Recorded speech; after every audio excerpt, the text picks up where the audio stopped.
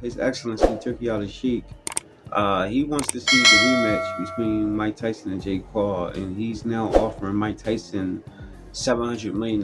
Tyson, the man whose punches once sent grown men into orbit in his prime, has signed the rematch contract for the Jake Paul fight. Paul, the YouTube star who turned boxing into his personal circus, is back, stirring the pot with his talent for making people love to hate him. This time, it's not about who's the better fighter or who's in their prime. No, this is about spectacle, dollar signs, and the kind of drama that keeps Twitter buzzing at 3 a.m. Knows a lot of things about this. You're just a big fight fan. Yeah. You love boxing. Yeah. Yes. Why? Where did that come from? From the youngest generation. When I was child, the animation, the game, Muhammad Ali, of course, Muhammad Ali. You know, he inspired a lot of people in our region, all around the world. Mike Tyson. Oh yes. Larry Holmes. Roberto Duran. You know? Some big names. Yeah. The numbers don't lie. Tyson's payday for this spectacle is reportedly a staggering $700 million, thanks to Saudi Arabia's deep pockets. The rematch is set to be a global event, and rightfully so. Mike's hurt. He see Jake Paul land a beautiful jab with right hand first, right there, and knock Mike off balance 2 times. And Mike was highly off balance right there. I don't like how his legs. Is Tyson chasing redemption, or is he simply cashing in? Does Jake truly believe he can defeat the man who once terrified the toughest fighters on earth, or is this just another chapter in his masterclass on staying relevant? Only time will tell. Wasn't the Tyson-Jake fight, wasn't that amazing?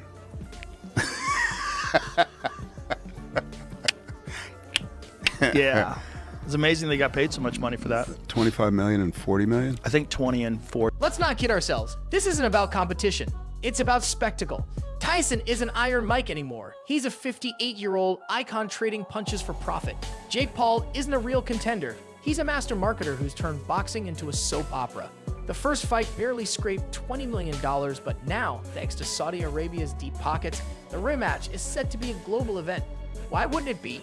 This fight is about spectacle, not boxing. And when he was the champ, it was like, people don't understand what a champ he was. Like, he wasn't just the heavyweight champion of the world, he was an executioner. Saudi Arabia, the kingdom behind Cristiano Ronaldo's move in WWE spectacles, is now funding what's shaping up to be the most polarizing rematch in boxing history.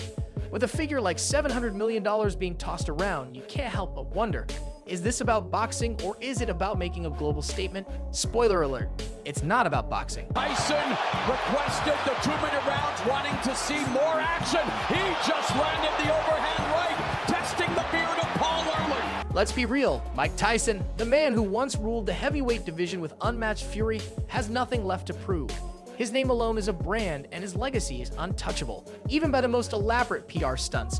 Yeah, he's lacing up the gloves again to face Jake Paul, a guy who's as much about boxing as reality TV is about reality.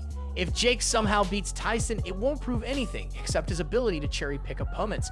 A win here would be just another notch in his belt of spectacle-driven victories, not a genuine triumph over a true contender. Of course, I let him win. He gave me $10 million. Well, else I would have knocked him the Jake Paul's rise to boxing fame has been anything but traditional. Mocked by purists but adored by his legion of fans, he's managed to turn the sport into a cash cow fueled by controversy.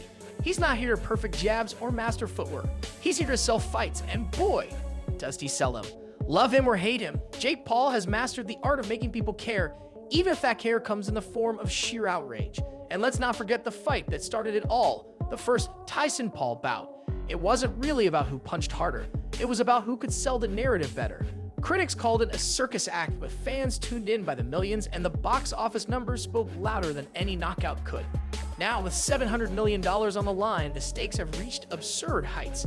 But really, does anyone believe this is about the sport anymore? Buy and bring it to the kingdom of Saudi Arabia. It is not something to surprise or not.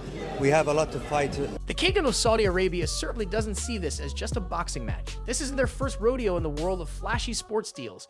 They're not just throwing money at Tyson and Paul. They're crafting an event that screams opulence, dominance, and a whole lot of look at us.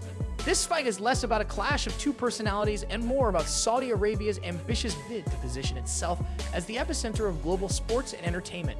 They know exactly how to grab the world's attention by pitting a living legend against a polarizing figure whose very presence can send Twitter into a meltdown. For Tyson, the motivations are clear. It's not about proving anything. How could it be? He's 58 and his prime was decades ago. But there's a certain allure in stepping back into the limelight, especially when the payday is larger than life. It's not about reliving his glory days. It's about cashing in on the Tyson name one last time. And can you really blame him? Nostalgia sells, and Tyson's legacy ensures that people will tune in, even if it's just to see if he can still throw a punch. I said to you from the beginning behind the scene, I like you a lot and I like what you do. We want to see. As for Jake Paul, this fight is just another chapter in his meticulously crafted saga of spectacle. Every fight he's been in has been less about skill and more about hype. He knows how to stir the pot, how to make people watch, and most importantly, how to keep his name in the headlines. Facing Tyson again is less about proving he's a real boxer and more about solidifying his place as the king of controversy. Whether he wins or loses, the attention and the payday make it worth his while. But let's not kid ourselves, this fight, like the first one, is not for the purists. It's not for those who grew up watching Tyson obliterate his opponents with terrifying precision. No, this one is for the masses who crave drama, who live for the spectacle, and who can't resist the allure of a $700 million showdown. It's for the fans who want to see if Jake Paul can finally get knocked out or if Tyson can defy age and expectations. Still, amid all the spectacle, you can't help but feel a pang of sadness.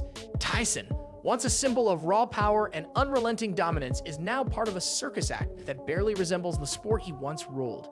Jake Paul, for all his bravado, continues to blur the line between boxing and entertainment, leaving purists shaking their heads at what the sport has become. Is he a legitimate boxer? A legitimate boxer, yes.